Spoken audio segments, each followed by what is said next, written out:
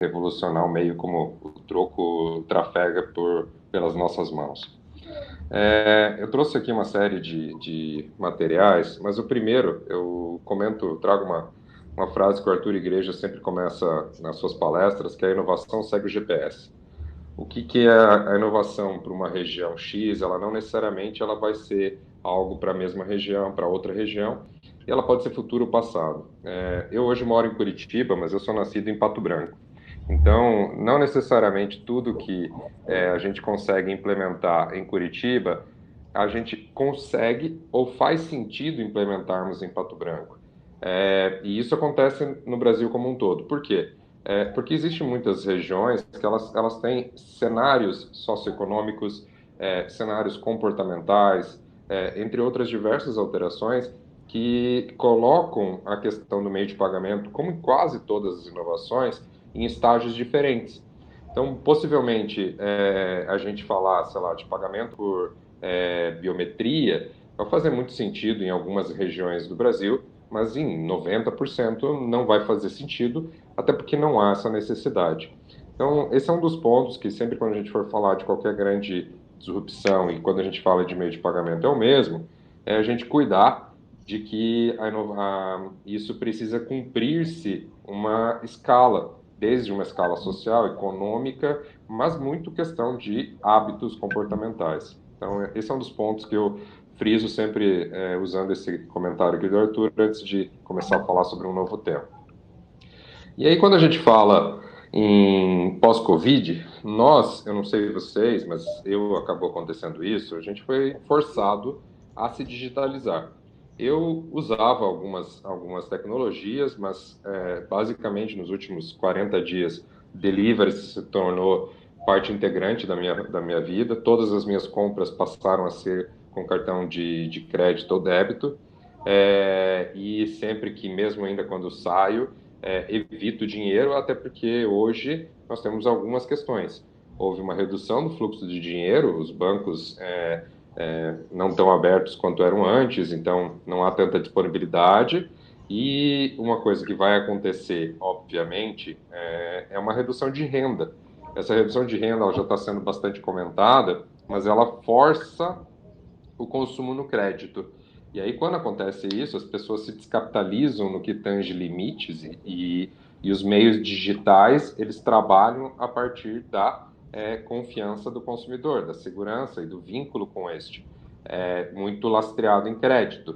Então, força, obviamente, com que as pessoas tenham um tráfego financeiro ainda não tão digital pós uma crise. Isso é tendência, aconteceu em várias outras crises, e por de praxe é o que tende a acontecer, principalmente nas classes C, D e aí por diante, né? Então a gente vai demorar um pouquinho mais para atingir elas. Em compensação, a gente vai ter a classe A e B, que vai ter sido forçada pelo hábito de digitalizar-se e não tinha o hábito, mas tinha renda. Você vai ver ela começando a manter este hábito. Algumas coisas vão ficar oriundas desse papel, dessa situação, né? E aí, o que acabou acontecendo? Eu vou trazer alguns dados aqui, e aí depois eu comento sobre um pouquinho de tendência. Acredito que eu vou falar uma coisa que todos, de alguma forma ou de outra, já escutaram, mas a gente teve um aumento de consumo alimentar e de medicamentos de forma drástica. Em compensação, os outros mercados tiveram uma redução absoluta. E isso tem uma informação aqui da Cielo que ela traz uma questão bem legal. Desde o início do surto, foi uma redução média no consumo, no faturamento nominal aí do varejo, de 24,9%. Mas se vocês perceberem, existiram picos, e esse material, a gente pode tornar ele disponível depois, ele traz o que aconteceu com cada um dos mercados, supermercado, farmácias, roupas. Então você tem supermercado que aumentou 22, 23%, farmácia 17 a 19, depende da semana, e você vai ter moda que praticamente chegou a 90% de queda. Então, obviamente, os comportamentos do consumidor se adequaram. E além de a gente falar de meios de pagamento, e aí eu não sou especialista para falar sobre isso, o comportamento do consumidor vai mudar em relação àquilo que ele vai vir a consumir. Obviamente, eu recebo muita informação E essas informações trazem diversas questões, um excesso de cuidado e zelo com a preservação da sua saúde, casa. Então, vai começar a ter algumas alterações de consumo, direcionando para outros tipos de investimento. Embora eu não seja especialista nisso, quando você muda o perfil de consumo, é um momento que você consegue adaptar novos meios de pagamento, porque nesse momento ele está apto a uma nova abertura de hábito, né? Então, é uma das oportunidades para nós do ecossistema financeiro, para os varejistas, que possivelmente são a grande maioria aqui participando conosco, de entenderem essas alterações e aproveitarem essa oportunidade de se adaptarem em conjunto aos seus consumidores, que é a maneira mais fácil de os dois aprenderem. Bom, e aí eu trago uma outra informação, e eu espero que ela esteja nítida para vocês, eu vou tentar até aumentar um pouquinho aqui, que ela mostra um pouquinho da retomada dos setores. Então, eu vou falar um pouco, vai ficar, acho que não está tão visível para vocês, Eu mas... aumentei, tem como a gente colocar o zoom Ah, boa, boa. ali embaixo, mas eu não sei também tá ruim a A resolução, né? qualidade. Mas eu vou dar um overview e depois a gente disponibiliza essa apresentação. Isso. Bom, as retomadas por setores vão acontecer em etapas diferentes, o que é natural. Então a gente vai ter algumas coisas que são aquelas que podem ser mantidas à distância, pela questão de segurança. Então as pessoas vão ter o resquício desse isolamento. Então elas tendem a consumir mais cursos à distância, entretenimento online, ferramentas de trabalho remoto, nutrição e saúde. Há uma tendência do plano de saúde e seguro de vida aumentarem de forma drástica, já está havendo esse comportamento. E, em compensação, na outra ponta, nós vamos ter o varejo de serviço, né? Academias de ginástica, cinema e teatro, própria questão de eventos, hotéis, com uma queda, que já aconteceu. E aí, até um pouco do que eu discordo, que é a questão de restaurantes e viagens de turismo, ela vai fazer um V, né? Ela está tendo uma queda e ela tende a logo retomar. Eu acredito que, principalmente nas regiões fora dos grandes centros, isso tende a retomar mais rápido. Mas aí é só uma suposição minha, eu não tenho domínio para falar sobre isso. E, em compensação, no meio do caminho, a gente tem quase um equilíbrio, né? Então, de serviços de beleza, obviamente, eu já vi o consumo começar a se retomar, visto dentro de casa. Então, e ao mesmo tempo, você já começa a ver mudanças na maneira como você contrata, desde produtos de limpeza, a tua própria questão de internet, você já está tendo uma mudança legal. E aqui começa a caber muita questão de meios de pagamento. Bom, mas depois de tudo isso acontecer, o que a Troco Simples, agora eu vou só diminuir aqui, acredita que vai acontecer com os meios de pagamento pela ótica da digitalização destes? A gente acredita que com a redução da renda neste momento, inclusive com a necessidade de subsídio e com tudo mais, principalmente, como eu disse, nas classes C, D e E, ela aumenta o fluxo do dinheiro físico e ela afasta a população dos meios digitais. Porém, quando esse equilíbrio de renda começa a crescer, essas pessoas que tiveram, neste momento de crise, contato com hábitos digitais, elas tendem, a tendência, a retomar o hábito digital. Então, assim, se desse momento em diante, nós como varejistas, iniciarmos uma educação e encontrarmos meio de nos comunicarmos e nos relacionarmos com estes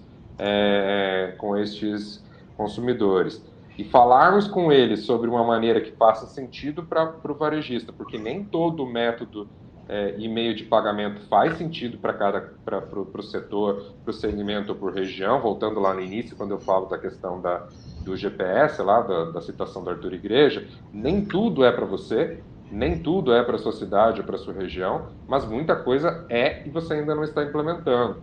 Então, se aqui começarmos a fazer isso, quando esse equilíbrio de renda voltar e este consumidor estiver confortável com seus hábitos digitais, os varejistas, serviços e todos que estiverem acompanhando esta curva tendem a ser o local de consumo desses consumidores.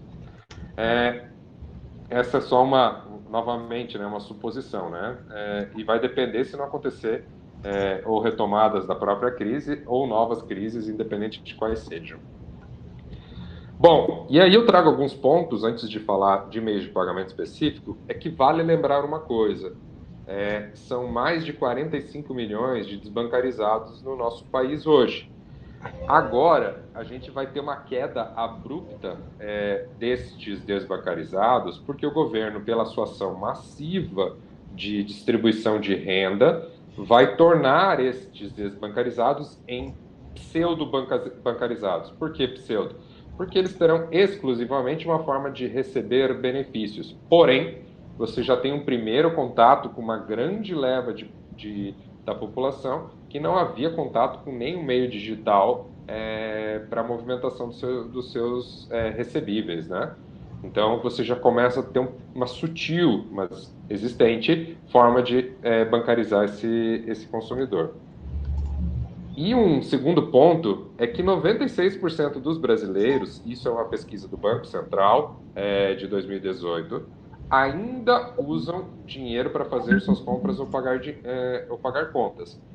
E aqui existe, obviamente, toda aquela curva, e também existe material bem legal para isso, que quando nós falamos do cafezinho, 72% das pessoas pagam seu cafezinho na padaria com dinheiro. Quando você fala numa televisão, cai para 23%, 24%. Então, obviamente, existe variação comportamental por valor de compra, principalmente, e também pelo segmento. Então, você pode ter o valor de compra de um hotel inferior a de uma TV, mas o hotel ele acaba tendo um consumo maior de pagamento em cartão. Por quê? Por causa do excesso de alternativas de contratação de ferramentas web aí que nos possibilitam contratar esses hotéis. Então, tudo depende do comportamento também do empresariado em se posicionar com as alternativas que façam sentido para o consumidor. Bom, então, só fazendo um adendo, 7 em cada 10 dizem que pagam coisas no cotidiano, né? E aí você tem a questão do cafezinho, com o dinheiro vivo, né? Que são os 72% que eu comentei. E aqui tem para tudo, né? Estacionamentos de muitas cidades ainda optam pela questão de não receber em cartão. Então, nós temos uma série de variáveis. Bom, e qual que é a tendência dos meios de pagamento? E aí vem uma coisa que eu discuto isso muito dentro da empresa, que o meio de pagamento em si não é o que interessa. O que interessa é o que ele proporciona. E o que o consumidor moderno busca, né, e usa essa terminologia de consumidor moderno, por essa busca incansável por novidades e por adaptação, é liberdade e acesso. Liberdade para não estar preso a nada e a ninguém. E essa é uma das coisas que a gente, como varejista, precisa entender que você tem que ser tão atraente constantemente ao ponto de que você diga que ele está livre, mas ele queira permanecer. Eu brinco em algumas reuniões que é mais ou menos igual ao casamento. Se você parar de conquistar, vai chegar um momento que ele pode, embora haja liberdade, não se sustentar mais. E acesso numa esfera de que a facilidade de utilização daquele método. Não adianta a inovação ser tão abrupta e chegar ao ponto de que este consumidor não tem alternativas de uso. Então, o escoamento, a alternativa, bem por uma ótica logística mesmo, dessa tendência, ela precisa ser viável para o consumidor, por essas diversas alternativas que ele precisa ter. E aí eu trago, antes de me direcionar ao fim, voltando ao exemplo lá do GPS, duas óticas. Um trocadilho aqui, né? O Google Maps, embora seja uma excelente tecnologia de GPS, eu na minha época que eu comecei a trabalhar como vendedor lá, bastante tempo atrás, eu usava aqueles GPS da TomTom. Eu comecei no papel ainda, no mapa, né? Eu usava mapa, mas logo depois começaram a surgir os GPS. E aí, lá você conseguia chegar no seu destino. Então, nós temos algumas coisas, e aqui falando de maneira geral, que para algumas regiões elas já são o presente, para outras elas são inovação, mas não necessariamente é a tendência do meio de pagamento. Então eu trouxe aqui algumas coisas. Bom, pensando em presente, embora seja inovação para algumas regiões ainda, troco digital é uma alternativa simples e rápida de resolver um problema que o varejo tem e diminui o fluxo do dinheiro, principalmente em moedas, que é um custo. Alternativas de saque no varejo, porque o que acontece hoje com as pessoas? Por insegurança do sistema financeiro ou pelo alto custo de saque, essas pessoas que recebem seu salário, por exemplo, R$ 1.200, elas sacam o valor integral, por essa razão que expliquei, ou por terem que utilizar este de forma completa já nos primeiros dias do seu recebimento. Então, eles acabam sacando o valor de forma integral. Uma das coisas que não atinge 100%, porque tem pessoas que usam o valor total nos seus primeiros 10 dias de recebimento, mas aqueles que conseguem ter um espaço na sua renda versus gasto, eles acabam sacando por outros motivos. Então, se você possibilita que este saque em diversos locais, ele diminui a necessidade de sacar o valor integral e, com isso, diminui o fluxo do dinheiro e dá uma força, um incentivo para que ele vá para o digital. Se ele souber que a qualquer momento ele consegue sacar aquele dinheiro. Isso já tem estudos da Mastercard e de outros que falam sobre isso. E pagamento por aproximação, existem cidades que já têm 40%, 45% do seu pagamento quando usam cartão de crédito ou débito através de aproximação. Chegar com o celular, encostar na maquininha ou no TEF e fazer esse pagamento. Porém, existem cidades que essa taxa é de praticamente zero. Então, voltamos à questão do GPS. E aí, quando a gente fala do futuro, que é o conceito de colaboração, que é o que o Waze faz, praticamente todos aqui devem conhecer, quem não conhece, vale a experiência, nós temos o Pix, nós vamos comentar um pouquinho depois sobre isso com mais detalhe, mas basicamente é uma alternativa do governo para facilitar as transações entre pessoas e empresas, para que isso ocorra de forma mais simples, mais barata, e voltando à questão da liberdade do acesso, ela traz isso 24 horas instantaneamente, ou seja, ela te dá a liberdade de movimentar o seu dinheiro quando e onde precisa e te dá o acesso por exatamente a mesma razão. E nós temos o pagamento por Face, ou seja, pelo rosto, aonde isso elimina a necessidade do teu contato físico, só a sua aproximação. E nós temos o que, para mim, particularmente quando a gente fala em meios de pagamento, é o importante disso, que é a experiência do consumidor. Eu conheci há pouco tempo atrás um termo, como eu vim da indústria, embora de software, que para muitos é inovação, software é uma indústria. E muitas vezes nós produzimos software tal como uma indústria produz qualquer tipo de produto.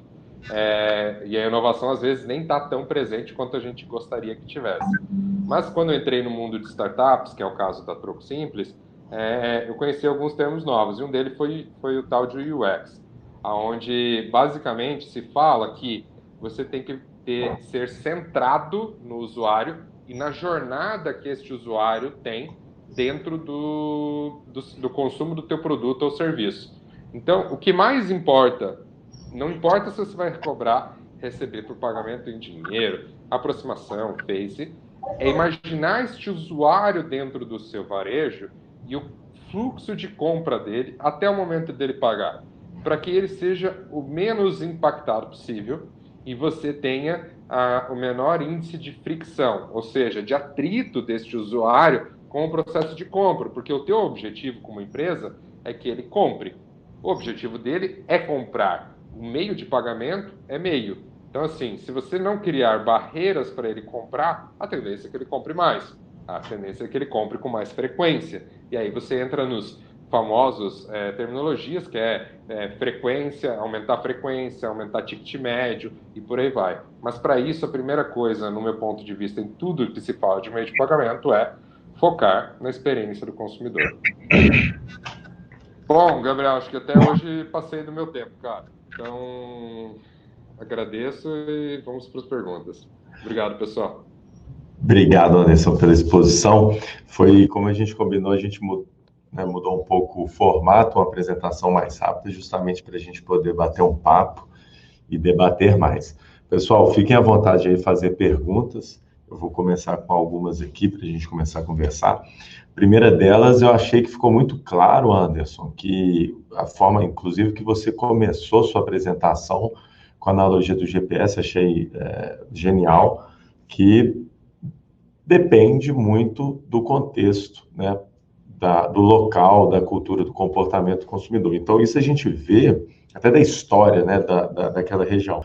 Acho que a gente vê isso bem quando a gente compara os meios de pagamento no Brasil e em outros lugares do mundo. Então, alguns exemplos aí, um exemplo que normalmente a gente dá, que eles pularam a fase do plástico, né, do cartão de crédito, porque, por uma questão de contexto, a internet chegou antes, né, no caso do desenvolvimento econômico, então as pessoas já tinham acesso à internet móvel e foram direto para o meio de pagamento, né, via QR Code, com super apps, lá, né, a gente tem o WeChat, que aqui no Brasil a gente não tem algo similar, então é até difícil de entender, mas basicamente é um aplicativo como se fosse um WhatsApp, Facebook, seu banco dentro do mesmo aplicativo que faz tudo, viu? Quem não conhece, vale a pena conhecer. E aí, então esse é um exemplo da China. Se a gente for para a Suécia, a gente vê que praticamente já não existe papel moeda na economia, mas é um contexto totalmente diferente. Quando eu te pergunto assim, Anderson, com essas, por mais seja suposição, com essas informações, como que você imagina o futuro do meio de pagamento, esse cenário no Brasil? Né? Tirando essa parte, a gente vai ter uma aceleração, a gente vai entrar um pouco nisso sobre o Covid, mas o que você enxerga assim, que é uma tendência macro?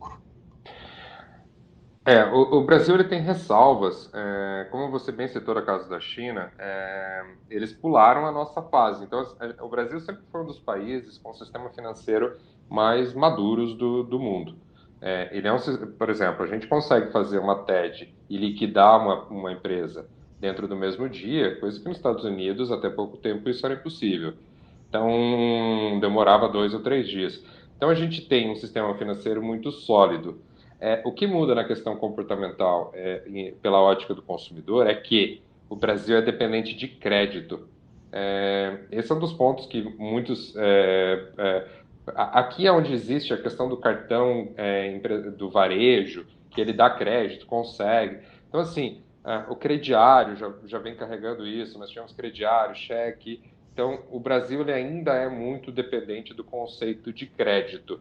Então, quando você fala em mudar o meio de pagamento e não carregar o crédito, que é o que acontece com a maioria das iniciativas, ele acaba fazendo com que o meio atinja uma pequena parcela.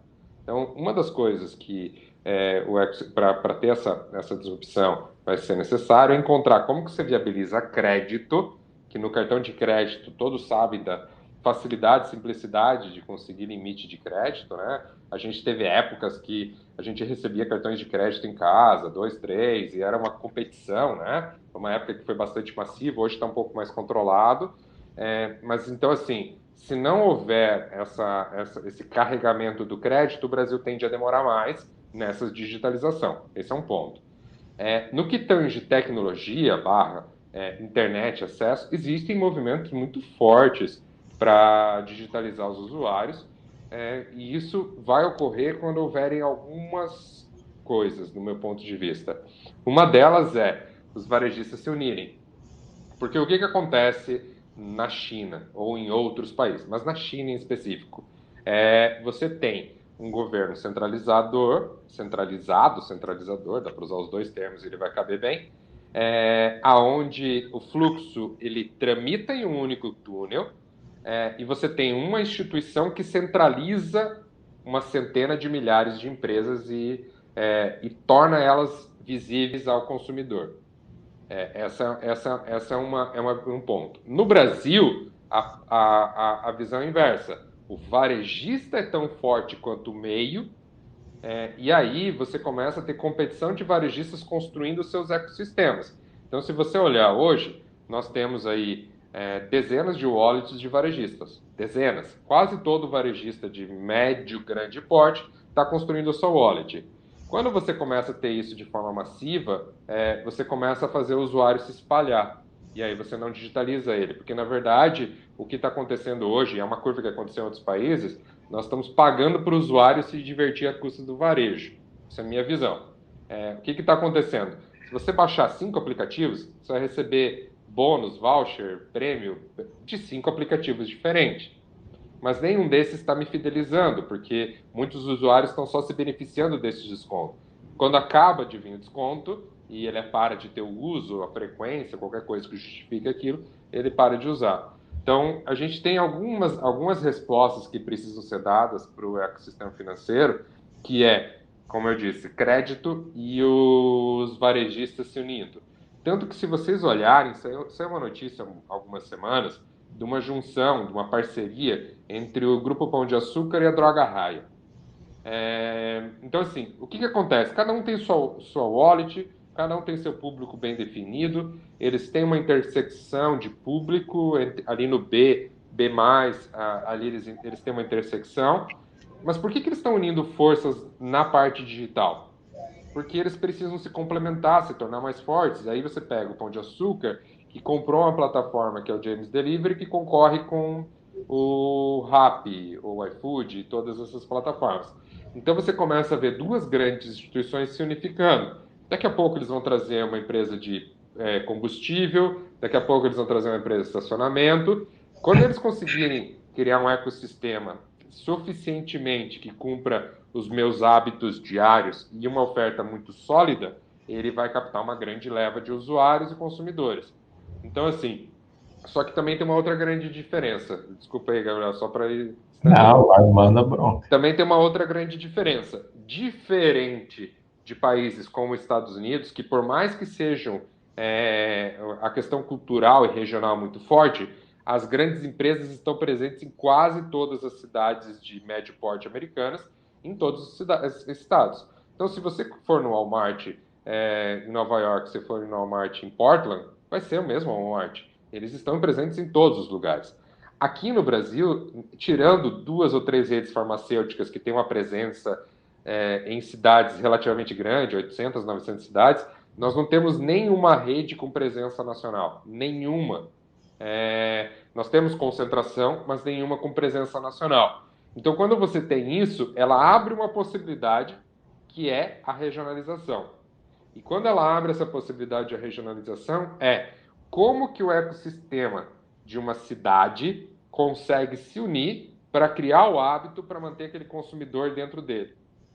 Então, essa seria uma das grandes inteligências num país como o nosso, que é um país regionalizado. Então, é um dos cuidados que se eu fosse varejista, como varejista, atuaria. Como empresário do segmento de fintech, a gente está construindo soluções para diversos caminhos. A gente não consegue fazer tudo, mas a gente já tem um produto rodando e outros 2 aí no caminho. A gente pensa como que a gente ajuda isso a se construir. Então, assim, você tem movimentos de soluções para favelas, você tem movimento para soluções ribeirinhas. Essas soluções, elas vão parar mais em pé do que uma solução de âmbito nacional, porque ela vai se construir, se solidificar, e depois ela pode ampliar. Deixa eu ver também, confirma se eu entendi bem seu ponto, Anderson, até para a gente...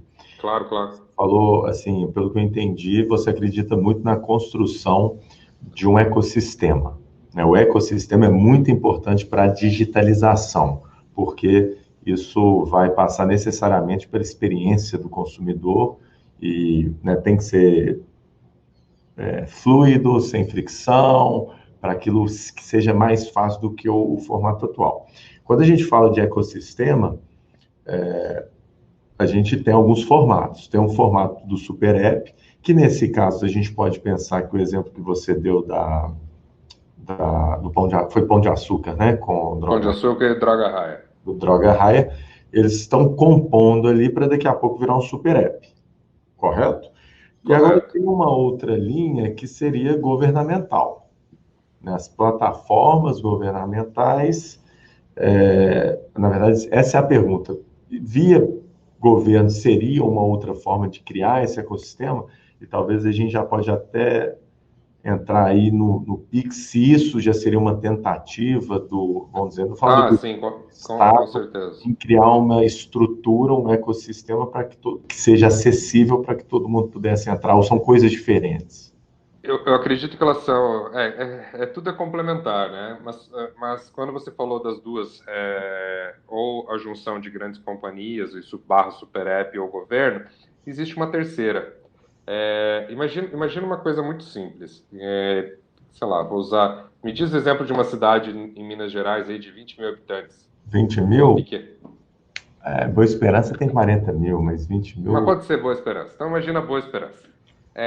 Com 40 mil habitantes, possivelmente a gente vai ter de 15 a 20 supermercados, possivelmente. Talvez um pouquinho mais, dependendo do perfil do supermercado. Talvez tenha uma ou duas redes grandes, dependendo da proximidade que ela está de uma matriz de uma rede muito grande, né? Se ela está próxima a uma região metropolitana, ela tende a ter um concorrente de grande porte. Ela pode ter uma rede de farmácias, mas ela acaba ainda tendo muitos empresariados locais. Imagina, e esses empresariados locais, o Brasil tem uma coisa que quase não existe no mundo, que são as associações comerciais, que tendem a ser e sempre são muito representativas. Agora é o seguinte, existe muito movimento para olhar a ótica da empresa para os seus custos e pouco da ótica para a empresa para os seus consumidores. Imagina uma questão muito simples. Eu tenho uma padaria, você tem um supermercado, e vamos lá, o Rafael Coutinho aqui que está com a gente tem um posto de combustível. A gente senta os três e eu sou apaixonado pela cachaça de Minas, sou um colecionador, inclusive. Depois eu mostro as fotos. Então, imagina que nós três combinamos o seguinte: olha só, nós vamos pegar 3% da nosso faturamento para clientes que aceitarem inserir o CPF. E esses 3% vão para uma camada que nem sabemos como fazer, não importa nesse momento, vão ficar de crédito. E eles vão poder consumir esse valor, que seria um cashback, qualquer coisa, em qualquer de nós três. Sem a prioridade de ser em mim, sem a prioridade de ser em você, Gabriel, ou no Rafael. A gente vai fomentar o uso. Então a gente vai dizer o seguinte: olha, nós temos uma tríplice agora que um posto, um supermercado, uma padaria se juntaram para fornecer melhores condições para os consumidores. Isso é um movimento de construção de um ecossistema. Então, e isso pode ser regional, isso pode ser pequeno. E já existe como fazer isso de forma barata, ainda não simples, porque obviamente tem alguns complicadores, mas é possível. Vai depender muito do esforço. Mas aí agora entrando no Pix. Sim, o Pix ele uma das tentativas do governo e uma nobre tentativa de flexibilizar isso. Ela não resolve tudo, obviamente, não nasce com esse objetivo, mas explicando o Pix de forma mais objetiva possível hoje, se você quer fazer se eu, Anderson, tivesse que, neste momento, pagar R$ 50 para o Gabriel, eu precisaria das informações dele, do banco dele, e cadastrar ele no app do meu banco, ou ir até uma agência, e selecionar o banco, a agência, a conta, e transferir os R$ 50. O que o Pix traz é o seguinte: o Gabriel, ao se cadastrar no Pix, ele como pessoa física, ele se identifica para o governo e o governo dá um código para ele, que é um QR Code, ou uma hash, que é um códigozinho de algumas informações. Então, se o Gabriel fala assim, Anderson, me paga meus cinquentão aí, ele não precisa mais me mandar dados. Eu não preciso saber para que conta vai, eu não preciso saber as informações. Ele só me diz essa informação, me gera o QR Code, eu leio isso ou insiro isso no meu app e eu pago para ele. Vai sair da minha conta, só que eu não sei para que conta está indo. Basicamente, eu só sei que está indo para o Gabriel. E isso, ao invés de como funciona hoje a TED, que tem um custo elevado e demora, se não for no mesmo banco, de um dia para o outro, ela vai ser instantânea. Ela vai ser em segundos. E mais do que em segundos, ela vai ser muito barata. Ela vai ser centavos. Então, o custo de transferência entre pessoas vai tender a zero, facilitando a movimentação financeira. Isso pela ótica pessoa a pessoa. Na ótica consumidor-empresa, existem muitas respostas não existem todas as respostas. Algumas delas ainda estão em construção. O Pix ele vai ser lançado esse ano, a tendência é que ele venha mesmo nessa data. Já tem informações sobre isso. Mas imagina que, da mesma forma, eu como empresário, então você como varejista, vai da mesma forma se cadastrar no Banco Central, vai gerar o teu código, vai ter a tua conta destino, e aí você vai poder cobrar os seus consumidores através deste QR Code. Então, se o teu consumidor pagar através da leitura deste QR Code, o que acontecerá? Ele vai estar transferindo para você.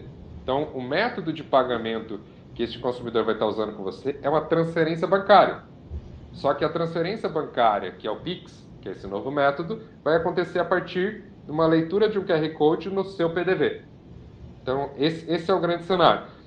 Daqui para cá, qualquer coisa que eu falar é suposição. Existem respostas que quem está estudando muito mais profundamente poderia sugerir com uma taxa de acerto aí de 99%, mas eu não posso. Então, o que eu posso dizer é o seguinte, essa parte de receber e conciliar e tudo mais, aqui vai ter algumas respostas a serem dadas. Mas, em suma, a facilidade de movimentação de dinheiro entre pessoas e pessoas e empresas. Isso, o resultado final disso, Anderson, a gente, mais uma vez, entra na questão da, obviamente, facilidade, etc., mas também digitalização dos meios de pagamento, ou não tanto, só para a gente... Sim, com certeza ela vai facilitar. E até respondendo a pergunta do André Bastos, sim, o PicPay ele faz um papel disso. Esse conceito de transferir entre pessoas, ele já existe há muito tempo. Qual que é a diferença? É que quando você tem o PicPay, você precisa colocar dinheiro no PicPay através de cartão de crédito, boleto ou transferência bancária. Então, o custo de entrada do dinheiro, ele existiu. O fato é que hoje essas empresas, como PicPay e outras, eles acabam subsidiando isso. Mas se não houvesse o subsídio, te custaria, para cada R$100, R$4 a R$5 para você carregar essa wallet. E aí a movimentação entre ela é custo zero, mas você pagou para entrada. O Pix não pague para entrar e movimente a custo zero. Então, ele é a evolução do PicPay, vamos dizer assim, só que provido pelo governo. Uma dúvida, não sei se a gente já tem essa resposta, Anderson, que é a pergunta do Alexandre, além do PicPay, como seria a relação com as administradoras, né, a rede, Cielo, por exemplo, já que a transação, no caso, foi banco a banco, mas no caso do Pix nem é banco a banco, né?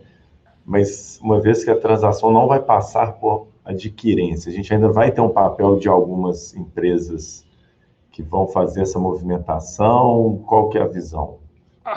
Sim, até porque para chegar, como o mercado brasileiro é muito amplo, né? Para chegar em todos os varejistas existe muita coisa.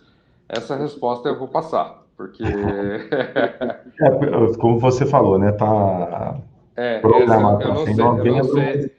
Eu não sei responder o que vai acontecer com os adquirentes, os adquirentes tradicionais, né? Com a movimentação. O que se diz muito no mercado primeiro, a curva de aceitação disso ela não vai ser exponencial, ela vai ter uma curva ascendente, mas prolongada. E segundo, volta para a questão do crédito. Ela vai primeiro tomar os consumidores que compram no débito, para depois pegar os consumidores que compram no crédito. Ela vai ter essa curva. Então, assim, tem muita coisa. Eu acho que daqui uns 2, 3 meses dá para a gente fazer um outro papo e aí a gente consegue trazer bem atualizado. Vai estar mais claro, né? E a gente, né, Pix foi divulgado esse ano, mas já estamos falando há algum tempo sobre Open Banking. E já que o papo é meio de pagamento, Open Banking não é tão isso, mas acho que contextualiza também, para quem não conhece. Onde que entra o Open Banking nessa história toda, Anderson, ou não entra? de meios de... O Open Bank é que tudo isso é correlacionado, né? O Pix ele é uma forma de habilitar o Open Bank, né? Porque na prática o Open Bank quer dizer o seguinte, ó, o sistema financeiro tradicional, como é conhecido, ele está aqui, ele detém, por causa do crédito, 90% do sistema financeiro trafega por ele.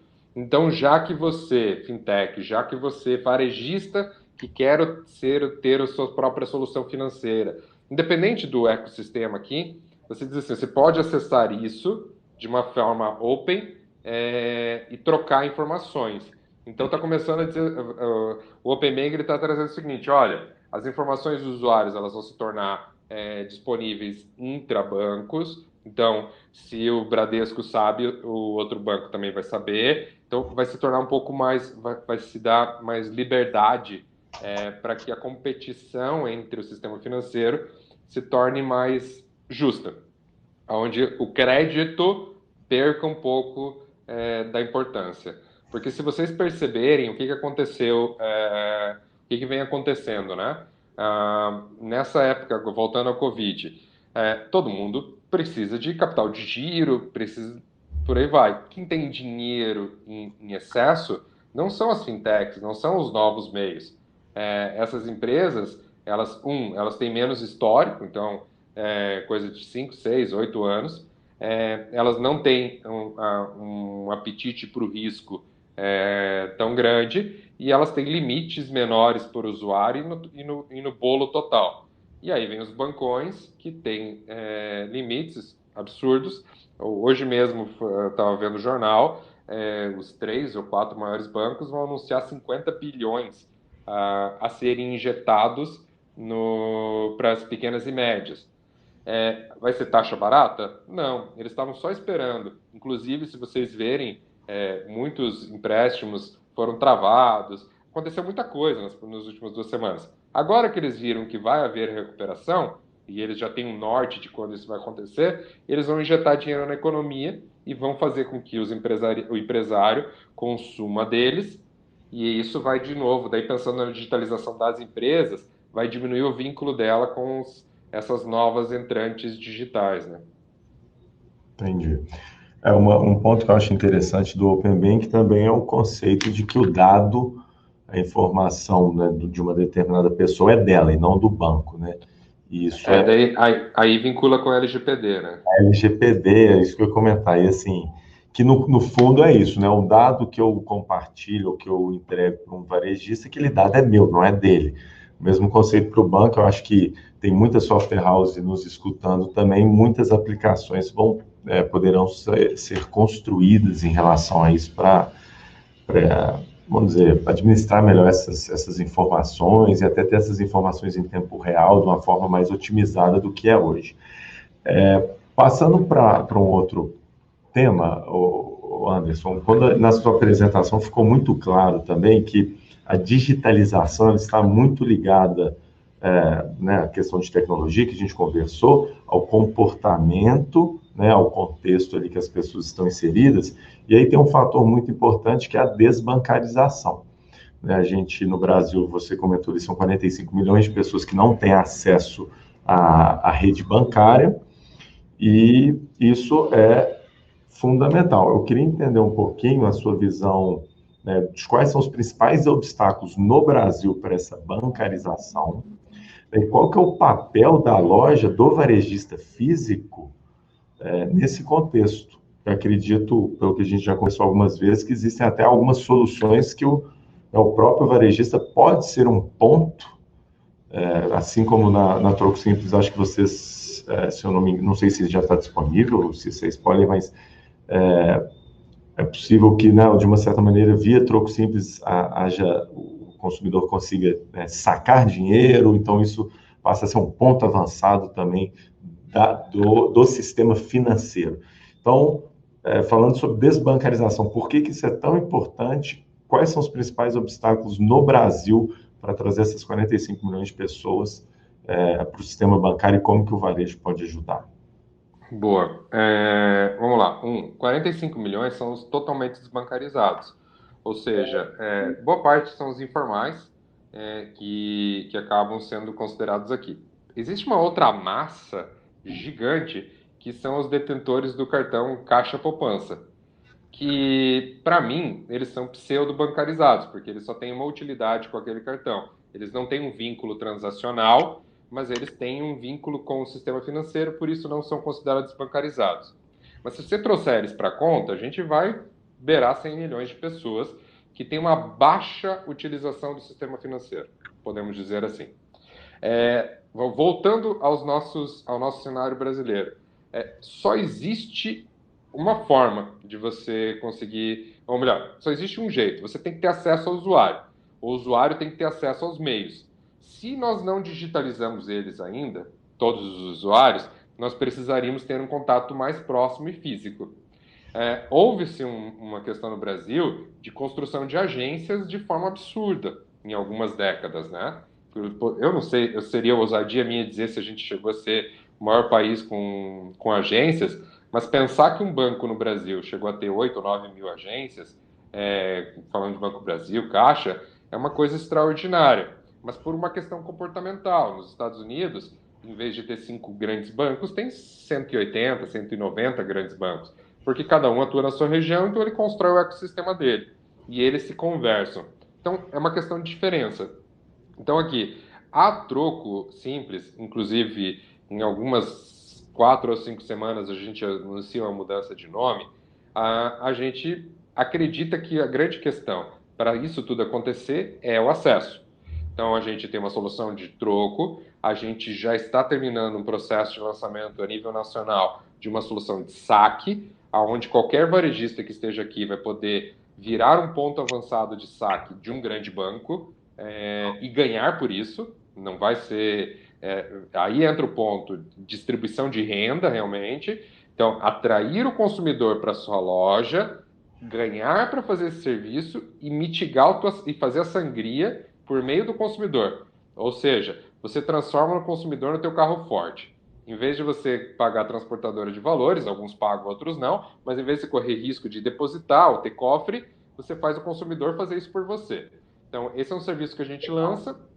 Existiram algumas iniciativas no país, mas o que a gente está fazendo é para aceitar cartão, bandeirado, para fazer digital, para qualquer tipo de wallet, cartão da própria empresa. A gente está construindo uma solução que foi gasta em um ano, e a gente já vai lançar com mais ou menos 8 mil pontos quando a gente fizer isso dentro de uns 2 ou 3 meses. E além disso, trazer outros tipos de benefício. A gente está fazendo aqui em Curitiba, uma coisa que já está no radar, para a possibilidade, aquelas cidades que têm estacionamento, o consumidor precisa... Olha o cúmulo que a gente chega. A cidade implementa um estacionamento digital e ela precisa colocar 50, 60, 80, 100 pessoas com uma maquininha para cobrar o estacionamento digital. Então, você, uma coisa que era para facilitar, baratear, justificar toda aquela questão, se torna uma coisa deficitária, pensando como entidade pública. A gente já está na fase de começar os trâmites aí de testes e tudo mais, quase desenvolvimento para teste, aonde a gente vai fazer o quê? O usuário vai chegar numa farmácia, vai chegar na padaria, vou tomar café aqui agora nessa padaria, parei para estacionar. Ele vai digitar a placa na padaria junto com a hora que ele está pagando o cafezinho, e ele vai pagar como se fosse um produto, igual o cafezinho, ele vai pagar o estacionamento da placa dele. Essa é uma das coisas que a gente está fazendo. Então, vá tomar seu café com calma, que você não precisa se preocupar com o azulzinho, igual a gente chama aqui. Não sei como que é em BH, mas aqui é o azulzinho. Aqui é faixa azul. Então, você não vai mais ter esse tipo de estresse. A gente está lançando agora também uma solução para pedágio, para tentar facilitar o pagamento e cobrança e troco desse universo. E várias outras iniciativas. Só para vocês terem uma ideia, se você for, aí de vocês é CEMIG, né? Em Minas é CEMIG, né? Eu não sei o percentual exato, mas é entre 60% e 70% dos pagamentos de contas das facilities no Brasil ainda ocorrem através de dinheiro. Onde esse pessoal vai, ou ele vai no banco regional que a CEMIG, ou aqui no caso, sei lá, Sanepar e por aí vai, possuem, o Copel, ou ele vai na lotérica. Então, assim, mas por que ele precisa ir na lotérica? Por que ele não pode pagar isso enquanto ele está no mercado, já fazendo a compra dele? É só mais um item. que ao digitar o CPF dele já apareça lá, conta de luz. Ah, eu quero pagar minha conta de luz, e ele já pague. Então, nós, como empresa, vamos para esse caminho, possibilitar com que o varejo se torne as agências dos bancos e ganhem por isso, porque isso custa muito caro para o banco. E ao mesmo tempo que ajude com sangria, com redução de custo, ganhe dinheiro para isso e atraia consumidores. E aí a gente volta naquela questão da experiência do consumidor. Não, bacana. Tem uma pergunta aqui interessante quando a gente fala de parte fiscal, governo, que é a do Leandro Serra, até botar aqui para todo mundo ver. Falando dos pequenos e médios comércios, essa digitalização não demora, visto uma questão fiscal, o qual o pequeno comércio ainda tem a questão do custo do imposto alto e não faz isso para digitalizar. E até acredito que o Leonardo esteja falando muito especificamente sobre a questão, né, da sonegação fiscal, que bem comum nos pequenos varejistas, e que acabam declarando aquilo que passou via, vamos dizer, cartão. Hoje em dia é assim. E qual que é a sua visão em relação a isso, Anderson? Uma vez que assim, esse caminho da digitalização ele é sem volta, né? Então, a gente, até comentando um pouco antes da gente fazer o webinar, deu uma estudada, alguns países tiveram um esforço muito grande para essa digitalização, justamente por causa dessa questão, não só da sonegação, mas da corrupção também. Então, um bom exemplo, case bem legal, é a Índia, que aumentou a bancarização de 35% da população para 85%, ultrapassando o Brasil, sendo que lá são 1 bilhão e 100 milhões de pessoas. Eles fizeram isso através de um cadastro único, né, como se fosse uma identidade única, né, um CPF único digital do governo, e a partir daí isso possibilitou uma série de ações do governo, ficou mais fácil as pessoas se inserirem no sistema bancário, e mais, eles passaram a reduzir ou restringir a circulação de cédulas de valores maiores. Então, isso fez com que a própria população, mais uma vez um incentivo aí, no caso governamental, estatal, para se digitalizarem. Com isso, eles reduziram vamos dizer, as possibilidades de corrupção. Por quê? A corrupção é o dinheiro por fora, então preciso de cédulas altas, guardar esse dinheiro, né? Lembrando lá daquele caso no apartamento de Salvador, que era 54 milhões, é um apartamento cheio de dinheiro. A partir do momento que eu não tenho cédula de R$ 100, só tenho cédula de 20, eu não preciso mais de um apartamento, eu preciso de um prédio inteiro. A gente sai um pouco do foco, mas eu acho que é interessante esse caso para uma curiosidade para a gente pensar. Mas assim, Anderson, quando a gente pensa na questão fiscal do Brasil, em vista a evolução dos meios de pagamento, você acha que é muito relevante? Se isso pode também ser entrave? Sempre foi o entrave, né? Não será. É. E, e esse é um dos assuntos que eu mais convivi na minha vida, né? Eu trabalhei 10 anos direto com o assunto fiscal. E digitalizando fiscalmente aí, nós chegamos a ter picos de ter 45%, 46% das empresas do Brasil trafegando pela empresa que eu liderava. E o que acontece com isso? Sim, e quanto mais interior você vai, quanto mais distante dos órgãos fiscalizadores, mais a tendência disso ainda estar sendo impactado. A questão de qual é o imposto, se é justo ou não é justo, existe muitas controvérsias, né? Porque eu acho que o grande ponto para todos nós é a aplicação dele.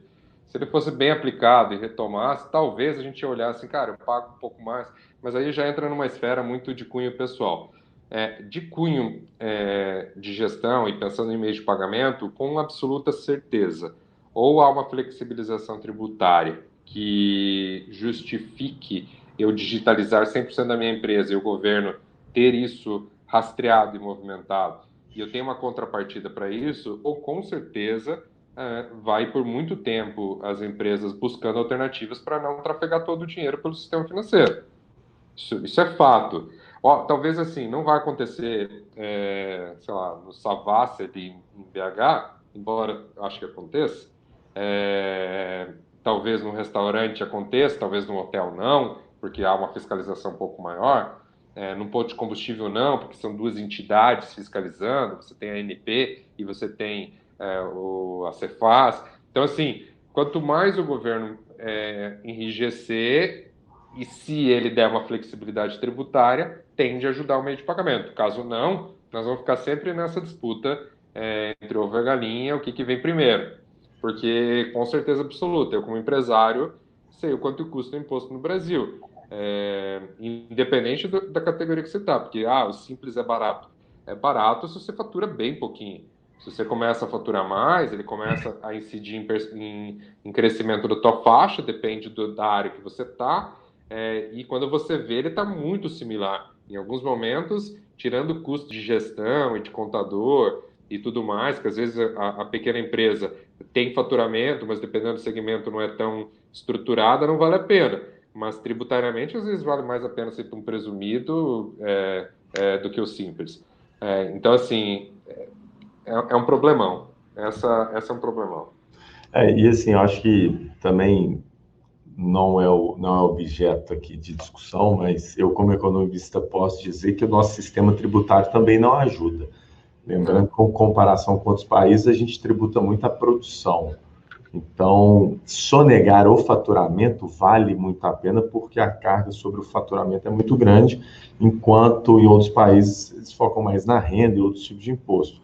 E outro ponto para reflexão é a volta da CPMF, que obviamente não vai chamar CPMF, que existe isso que seria tributar as transações financeiras, né? Existe esse modelo na pauta no Congresso, por mais seja um percentual pequeno, mas você começa, você faz a tributação sobre as transações, isso também inibe, mais uma vez, a digitalização e incentiva, vamos dizer, a desbancarização de uma certa maneira, porque, se eu vou pagar, eu vou sempre, o governo vai estar comendo uma taxa. Mas isso também, acho que sempre que a gente fala de tecnologia no Brasil, a gente acaba esbarrando sobre parte fiscal, né, Anderson? Então, Que a gente tem.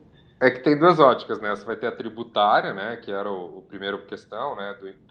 Como esse imposto. E olhando um pouquinho mais profundo na ótica fiscal, você começa a ter como que a tecnologia sofre com todas essas camadas, né?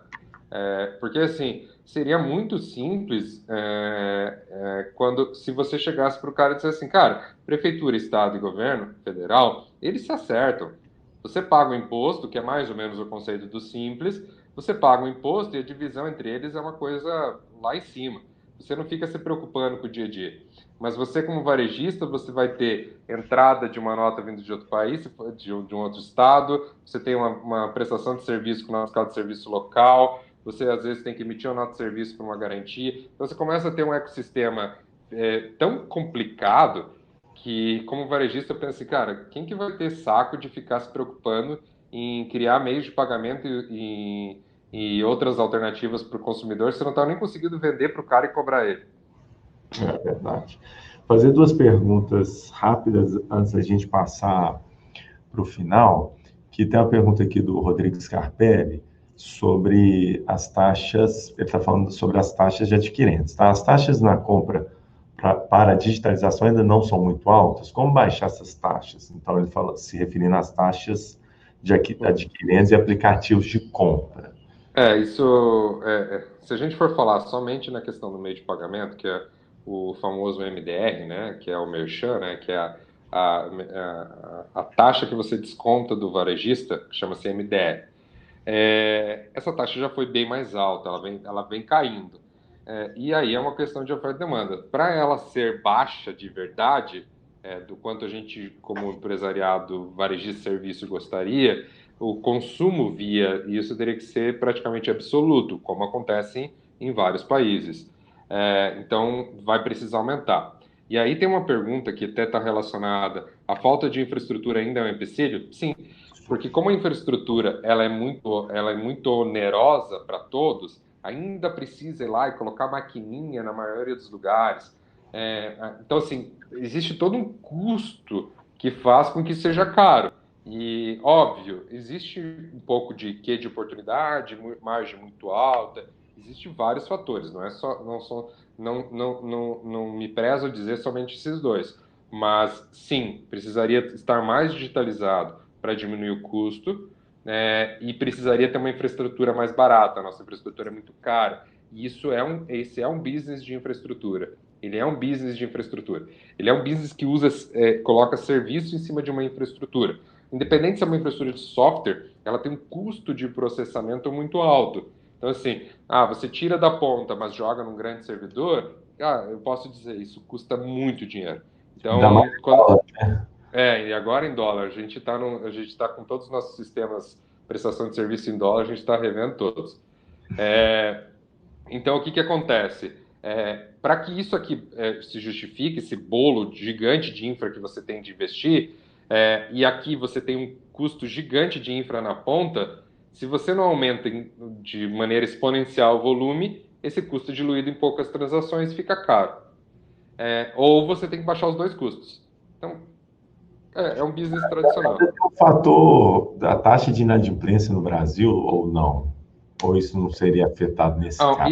Isso não está no MDR, porque o crédito é concedido pelo emissor, que é o banco, né? Então você tem a Cielo aqui num elo fazendo a captura e pegando lá 2%, por exemplo.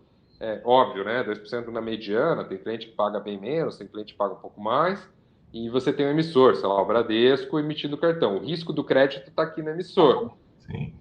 Mas isso não reflete na taxa, não?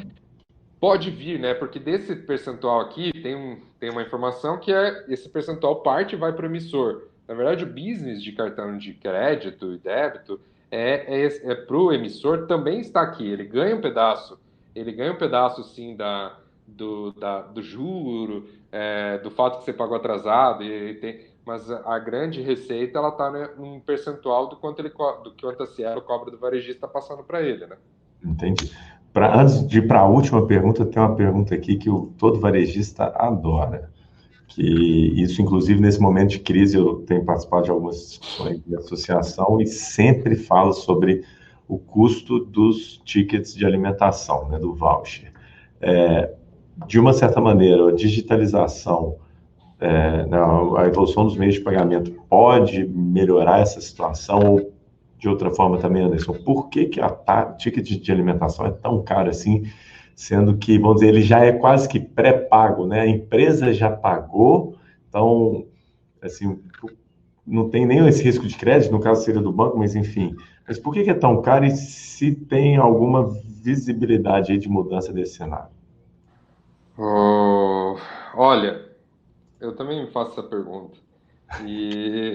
Mas, assim, de maneira geral, eles acabam tendo um outro fluxo de captura, então eles acabam tendo seu próprio custo. Eles ainda trabalham nos moldes.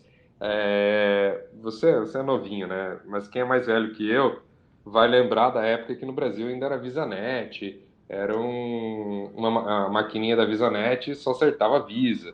Então, eles ainda trabalham nesse conceito closed loop, e começou a abrir nos últimos tempos, né? A rede já aceita a Lelo, já começou a ter isso, então já está flexibilizando um pouquinho. Mas como eles têm o consumidor, ali que está o quê? Porque o consumidor é deles, vamos dizer assim, né? Na ótica, imagina que assim, ele vai lá ele vai lá na Fiat, fecha uma parceria com a Fiat, tem 8 mil funcionários da Fiat que carregaram, sei lá, 40 milhões de reais em alimentação por mês. Então, você como varejista, você quer aquele valor. Ele diz, cara, para ter esse valor está aqui. Por não ser tão aberto, eles conseguem fazer isso ainda, entende? Acho eu, é opinião. Não tenho certeza, não domino esse mercado. Bom, Anderson, para a gente finalizar, já passamos aqui de 1 hora de webinar, passou rápido. A Silvana comentou ali o que eu acabei de falar, olha que legal, obrigado. A demanda, quem manda é o cliente, né? Quem manda é o cliente, ele tem o dinheiro, né? Bom, depois dessa discussão que a gente teve, nós falamos muito sobre, né, os meios de pagamento, as tendências, comportamento, contexto regional, aí, com a analogia do GPS, falamos de Pix, Open Banking, desbancarização, até falamos da parte fiscal. Como que, né, nesse futuro aí, que ainda é incerto dos meios de pagamento, qual seria a sua sugestão, o seu conselho para o varejista se preparar nesse novo cenário, para os provedores de tecnologia, principalmente aí as empresas de software RP, software de frente de loja, né, ou TEFs também, eu vi que tem muita gente TEFs participando. Quais são seus conselhos para esses dois agentes aí do mercado? E como que a Troco, até para você também já finalizar, está se posicionando nesse contexto como um todo? Bom, pensando em varejistas, pense na experiência do consumidor. Tornem a vida dele mais fácil. Torne mais interessante o processo de compra, o máximo que você puder. Mas não faça isso de forma afobada ou exagerada. Faça isso em passos e em cadência. Faça isso de forma constante, todo dia, ou toda semana, ou todo mês. Defina um cronograma que faça sentido para você. Comece a fazer alterações no comportamento da sua empresa para buscar um objetivo maior. Se você já conseguir definir esse objetivo, melhor ainda. Mas se não, comece se adequando a essas realidades. E, obviamente, não esqueçam de pensar em custo, porque nem toda oportunidade, nem todo meio faz sentido para você.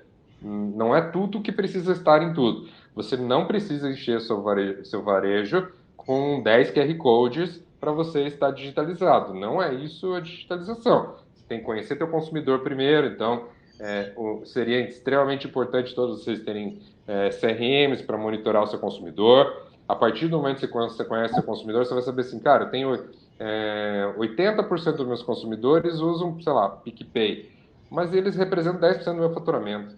Então, não é nele que você quer focar. Então, não necessariamente esse é o caminho. Só que você só vai fazer isso se você conhecer teu consumidor. Essa é um.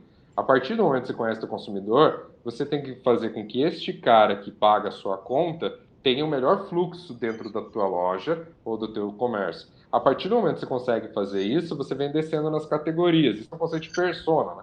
Você elenca a tua persona alvo e diz assim, essa persona aqui, eu vou estender o tapete. Eu morei em São Paulo um período, morava no Alto do Morumbi, perto do Butantã. E aí minha esposa adorava ir num mercado chamado Marché. Mas por que ela adorava ir no Marché? Era mais caro.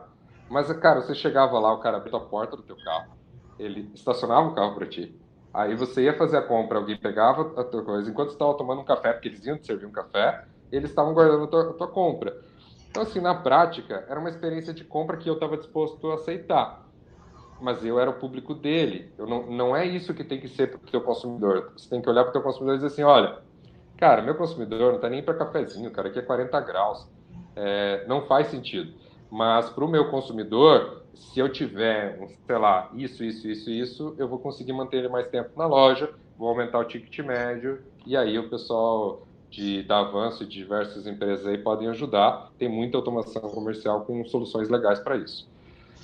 Quando a gente pensa nas automações comerciais, eu falo uma coisa para todas. A Troco, ela atua como integradora. A gente está mudando o nosso nome, inclusive, para dizer para as automações comerciais o seguinte, olha, pessoal, foquem em ganhar dinheiro e parem de se preocupar em ficar falando com PicPay, ou ficar falando com Pix, ou ficar falando com banco, ou ficar falando com todo mundo, ou com cartão. Parem de se preocupar que a gente vai falar com esse pessoal para vocês como infra, como serviço. Porque enquanto as automações não comerciais não entenderem que elas são o hub de contato do varejista com o consumidor, está ficando dinheiro na mesa adoidado. Muito dinheiro na mesa para as automações comerciais. Muito dinheiro na mesa. Por quê? Porque quando você tem uma automação comercial que ainda se comporta como um sistema, vamos lá, legado, e que está simplesmente cumprindo uma máquina de escrever para o PDV fazer uma venda, ela está permitindo que o PicPay chegue e consuma todo esse benefício da rede, do PDV, do consumo, sem sobrar quase nada para ela. Então, assim, digo isso para as automações comerciais. Cara, vocês têm uma minazinha de ouro na mão de vocês, junto com o seu cliente, não de forma exclusa, como algumas wallets estão fazendo, não de forma exclusa. Então, vocês têm uma mina de ouro. Mas, jogando isso de forma transparente com o teu cliente e olhando as oportunidades de ganho, tem muito dinheiro na mesa. Tem muita oportunidade de ganho, só dividindo um pouquinho para cada um. Vou dar um exemplo que eu citei antes. O próximo passo nosso é o saque. O que a gente está fazendo, a gente vai lançar uma solução de saque que se a... Quem que foi? A Silvana que falou antes? Vamos ver aqui. A Silvana comentou, não sei qual que é o negócio da Silvana, mas ela está interessada no cliente e no estabelecimento dela por causa dos vouchers. Se a Silvana fala assim, olha, Anderson, para mim é importante trazer 500 consumidores novos por mês, porque eu sei que eu sei, como eu estudei lá no CRM, que eu aumento R$ 50 de ticket médio em cada um, eu vou faturar tanto a mais. Você consegue me trazer esses 500? Eu disse, consigo. Eu vou fazer o seguinte, eu vou habilitar a bandeira Mastercard para fazer saque na tua região e vou falar com todos os... Isso falando a troco simples. Todos os clientes em volta da sua região, que eles não precisam mais ir no banco 24 horas, eles podem ir até você. Aí eu vou perguntar para a Silvana, Silvana, o que você pode dar para esse cara? O que você acha de você dar um descontinho de 2%? Ou 1%, não os 5 ou 6 que cobra. Aí a gente leva esse consumidor até a Silvana vai aumentar 20, 25, 30 mil o consumo da loja dela, atraiu esse consumidor, e aí é o trabalho dela fidelizar ele. Aí o cara do PDV, o cara da automação comercial, por que fazer isso de graça? Por que não ganhar um pedacinho desse FII? Obviamente, como troco simples, eu não vou poder pagar a mensalidade que a Silvana paga para você pelo teu software hoje. Mas, cada vez mais, a Silvana possivelmente está apertando o dono do PDV dela por desconto, por redução de custo. É natural, está todo mundo fazendo isso o dia inteiro.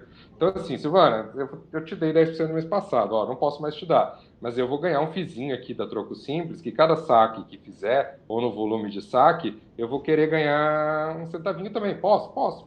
Cara, não afeta a Silvana. A Silvana aumentou 25 mil de faturamento. Não tem problema para a Silvana. Acho que ela gostou, Anderson. Aí, ó.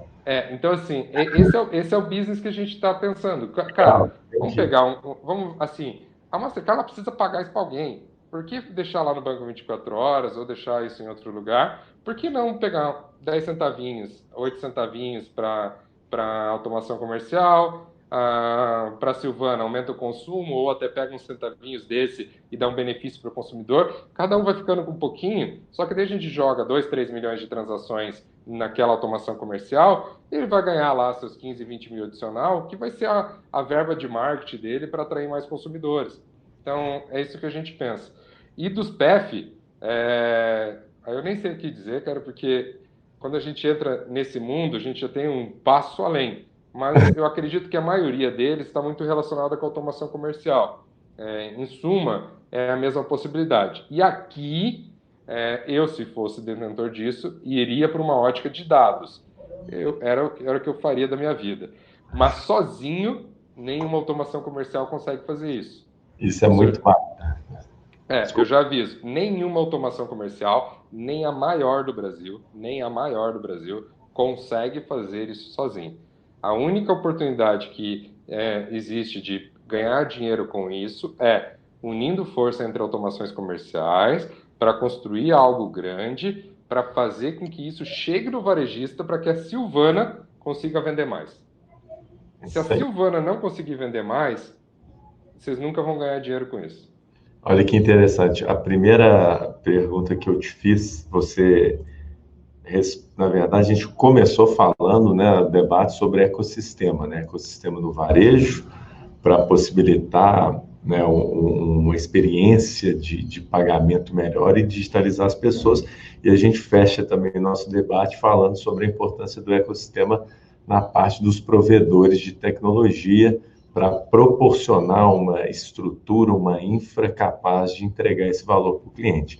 Eu acho que a gente já comentou algumas vezes aqui em outros webinars, cada vez mais a gente está vendo uma mudança dos modelos de negócio, da estrutura de mercado na direção de ecossistemas, né? Não só nos negócios digitais, mas nos físicos também, né? Na NRF agora esse ano se fala muito dos grandes varejistas se tornando e fazendo parte de ecossistemas maiores. Muito legal, Anderson, genial. Muito obrigado pela participação. Eu que agradeço, pessoal. Eu vou deixar... Você não deixou seus contatos aqui.